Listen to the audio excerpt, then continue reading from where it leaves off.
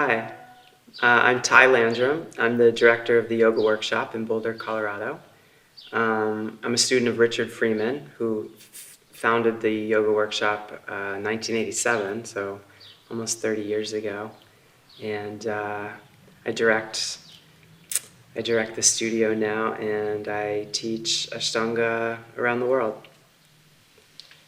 Thank you for being here with us. Thank you for having me. For coming at Yoga in Salento. It's been lovely. One of the themes you covered this week, which is a very interesting topic, also your background. You have a philosophy background. You have a PhD in philosophy. I do. Can you tell us a little bit about that? Well, I started graduate school and in philosophy and the PhD program in yoga at about the same time. I discovered yoga philosophy, much later than I started studying these figures. And what I was really struck by was that in yoga philosophy I found a language for discussing elements of human experience that I was interested in and that I think I was trying to connect with in studying Western philosophy. And my interest in Western philosophy and my interest in yoga practice and philosophy feels to me like a continuum rather than a break. What I found in the practice of yoga was a sort of technology for helping induce the kinds of experiences and the kinds of developmental pathways that I was studying in Western philosophy. Because when I was studying philosophy in the academic context, I was studying Plato's theory of Eros, and Eros as a sort of vehicle for the ascent of human consciousness from a sort of darkened, confused state to a sort of immediate apprehension of the sort of everyday sublime. And I think that the practice of yoga, at least as it was presented to me, and my first teacher was a student of Richard Freeman's named Jennifer Elliott, and the way that she presented the practice to me, the practice was an invitation to connect with the sublime and ordinary experience right in the present moment.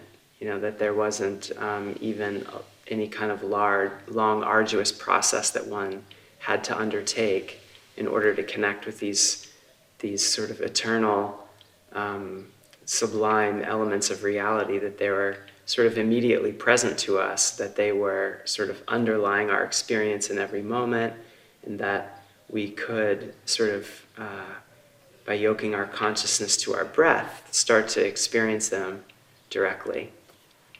And that experience itself unfolded only within a sort of posture toward oneself of deep compassion and also of adoration for everything that is immediately arising, and that's a form of love. And I think that was the element that originally really took me in. Mm-hmm. Yeah, I found it very beautiful and very exciting, and I still do. So one of the themes you approached this week was the topic of Prana and Apana. Can you explain to who doesn't know what those words mean, what they mean, and tell us a little bit about this topic? Yes. So Prana and Apana are, they sort of, in the most abstract sense, they represent the forces of creation and dissolution in the universe. And in the context of the human body, these forces of creation and dissolution are reflected in the process of breathing. So prana, which is a sort of creative force, is responsible for inhalation.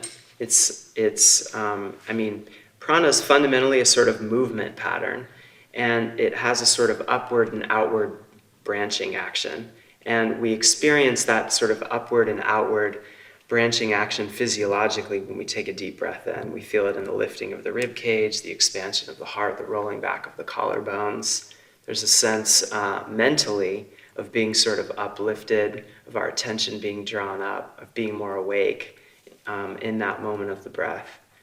Apana is the sort of dissolving force, and physiologically it's responsible for pushing things out of the body. So it's responsible for exhalation in the context of breath, but it's also responsible for the peristaltic movement of the gut and for the contractions of the uterus in child labor.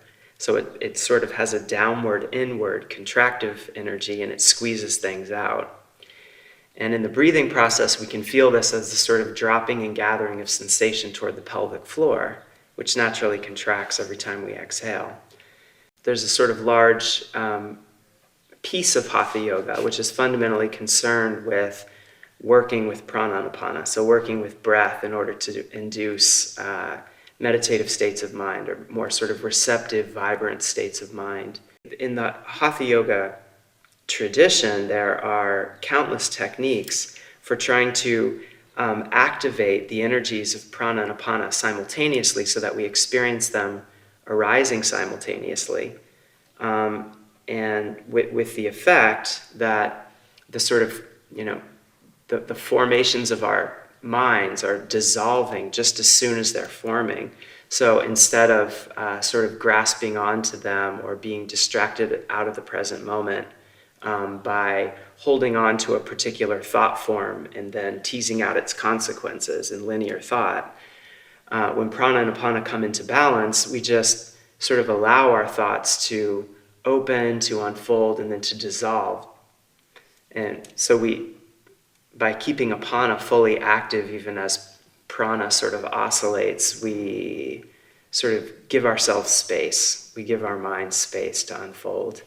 And we just experience that unfolding from a sort of freer, more easeful state. And applying this topic to the asanas? Yeah, so there are a number of ways in which we work to balance Prana and Apana in the asana practice. The most obvious is just in the outward forms, in the way that we move. So the Ashtanga practice is all built around a movement pattern called Surya Namaskar A, the sun salutations. And the sun salutations are a sort of oscillation of pranic and apanic forms. So the pranic forms are the ones where we're sort of reaching up and out, and the apanic forms are the ones where we're coming down and squeezing in. And there's a rhythmic oscillation between pranic and apanic forms as we move through Surya Namaskar A. And we begin the practice, of course, in Surya Namaskar A to sort of establish that rhythm. And then the whole practice sort of unfolds as if each individual posture were taking place within a unique instance of Surya Namaskar. And so we do a posture maybe on one side, we release, we do a piece of Surya Namaskar, we jump back through, we do the other side, we release, we do another piece of Surya Namaskar. And so we're oscillating between these pranic and apanic forms in order to sort of liberate the movements of Prana and Apana in our own bodies. There are more subtle ways also of working with Prana and Apana, like in the context of the bandhas and internal mudras. But the bandhas, just to give an example, so I had said that one of the seed points of Apana is in the pelvic floor. The pelvic floor naturally contracts every time we exhale. So this is an important piece of the Apana pattern. And what we learn to do with lots of practice is to hold the tone that naturally forms when we exhale, sort of constantly. So we hold the tone in the pelvic floor even as we inhale, and then we keep it held as we exhale, we keep it held as we inhale. This activates the Apana pattern continuously, even as we're moving through the practice. And by keeping the activation of Apana continuous, we're sort of keeping this energy of dissolution or of letting go active. So then as we twist and we turn and we fold and we bend and we trigger these different sort of latent, thoughts and memories that are, in some sense hidden in our tissues, we are already in a place of being prepared to let them go just as soon as they present themselves to us. So it's also through the practice of mula bandha that we activate the apana pattern in order to sort of give the mind more space to unfold without disturbing us by what comes up. And the connection with the grounding? So apana is a grounding force. Because it's a sort of downward force that predominates in the lower half of the body. Its seed point, being in the pelvic floor, is sort of connected with the earth element in the body. So, and the earth is ultimately, the place to which everything returns. It's the place to which, when we release our thoughts, when we release our emotions, they return in some sense to, areas of the body that are associated with the earth element, down through our feet, for example.